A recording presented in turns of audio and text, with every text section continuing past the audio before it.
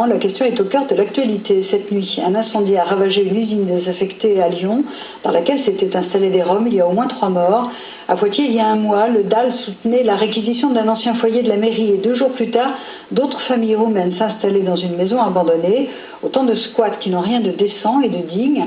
Avant d'en parler avec notre invité, le secrétaire général de la préfecture, on fait le point avec Marie-Noëlle Missud et Julien Delage. C'est dans cette maison abandonnée à Poitiers qu'une vingtaine de Roms se sont installés il y a un mois. 10 adultes et 10 enfants en bas âge ont trouvé refuge ici, aidés par l'association du droit au logement. Il n'y a pas place pour les enfants avec la caravane petite, toute cassée.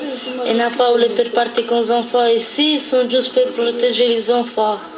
Depuis, des huissiers ont constaté l'illégalité de ce squat, mais en attendant de possibles assignations en justice, ces familles ont un toit. Des femmes enceintes, une ribambelle de jeunes enfants, à chaque fois le scénario est le même. Début avril, l'ancien foyer de l'Étape en plein centre de Poitiers est devenu un squat pour femmes et enfants roms. Selon le DAL 86, ces familles n'ont pas le choix, faute de place, dans les foyers d'urgence gérés par le 115. On a des difficultés à voir les chiffres, mais on a même l'impression que le 115 sont passés de 250 places ou 200 places à 50 places. Actuellement à Poitiers, 54 personnes sont logées illégalement dans des lieux vacants. Yves Segui, bonsoir. Vous êtes le secrétaire général de la préfecture de Poitiers. Alors, est-ce que selon vous, le département de la Vienne a suffisamment de places d'hébergement d'urgence?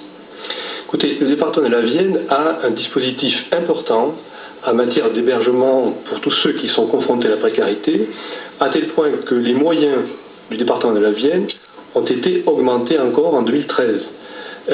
L'État consacre un peu plus de 6 millions d'euros dans la Vienne pour traiter de l'hébergement d'urgence. Ça représente à peu près combien de places? Ça représente à peu près 550 places, si on veut bien considérer à la fois les places réservées aux situations d'urgence et les places qui permettent donc d'insérer ceux qui sont momentanément sans toit. Alors comment expliquer que ces familles, de nombreuses familles se retrouvent dans des squats, des maisons d'ailleurs qui sont insalubres et dangereuses, c'est la mairie qui le dit et qui demande même d'ailleurs aux associations de ne pas pousser les Roms à y rester. Écoutez, moi je n'ai pas d'opinion quant à savoir comment ils sont venus occuper de façon irrégulière, illicite, ces immeubles. Ce que je constate et ne peux que regretter, c'est qu'il en soit ainsi, alors qu'on pourrait parfaitement imaginer, encore faut-il que ces personnes donc demandent un hébergement, en tous les cas une étude, une évaluation sociale sur leur situation pour que nous puissions ensuite, avec les différents services concernés, imaginer une manière de traiter correctement, dignement leur situation face au problème du logement. Ce que vous nous expliquez, c'est que si elles se font connaître auprès des services de l'État, par le biais des associations, elles seront éventuellement accueillies. Elles ne vont pas être expulsées, renvoyées dans un avion dans leur pays. Non, ce que nous ferons, d'une part, il s'agit avant toute chose, encore une fois, de les traiter dignement.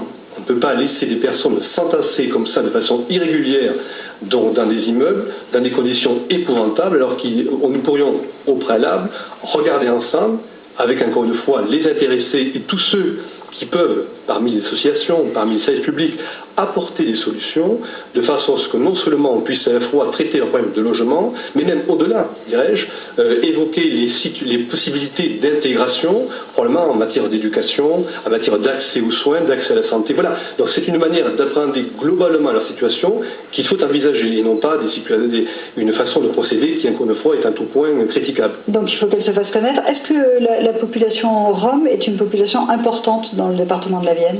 Écoutez, il est difficile d'estimer ce que représentent les gens du voyage dans le département de la Vienne.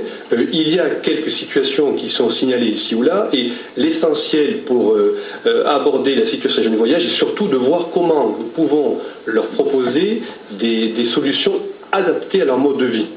Et ce n'est pas nécessairement en proposant des appartements dans des immeubles collectifs qu'on répondra véritablement aux besoins qui sont les leurs et qu'on trouvera des solutions totalement satisfaisantes.